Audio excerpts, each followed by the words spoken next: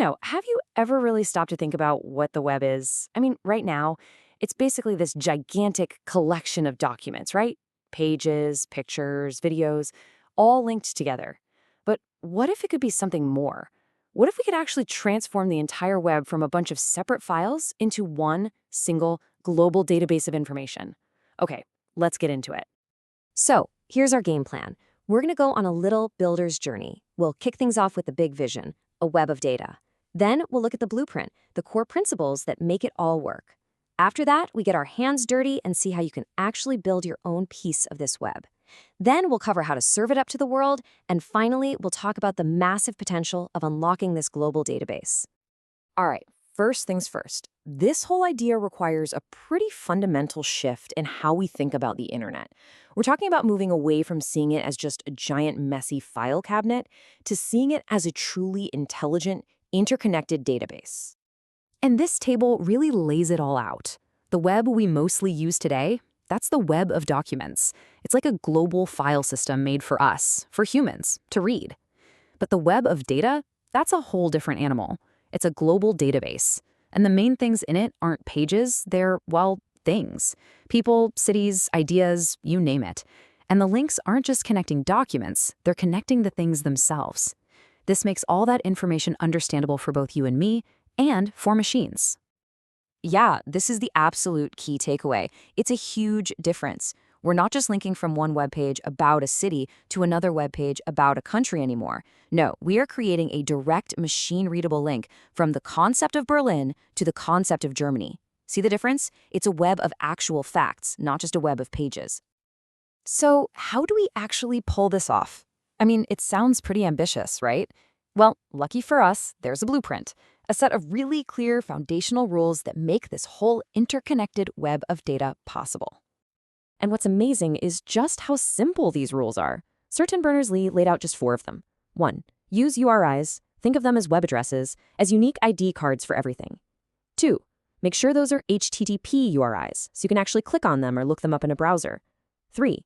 When someone does look one up, give them useful, structured info using a standard format like RDF. And 4, this is the magic ingredient, always include links to other URIs so that the web of data can keep growing and connecting. Okay, so that third rule mentions something called RDF. The easiest way to think about RDF is as the universal grammar for the web of data. It structures all information into these simple little statements called triples. And a triple is just like a basic sentence. You've got a subject, a predicate, which is kind of like the verb or the relationship, and an object. That's it. Let's look at a quick example. Here, we're using a common vocabulary called FOF. It stands for friend of a friend, to talk about a person. The subject is Christoph. The relationship, or predicate, is FOF name, which basically says, has the name.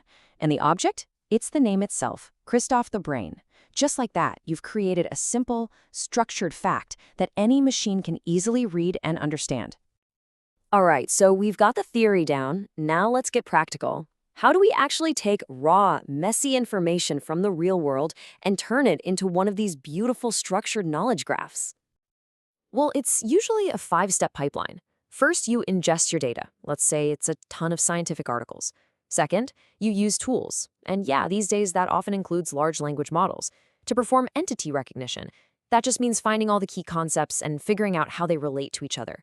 Third, you build out your graph, turning those concepts into nodes and their relationships into the lines connecting them.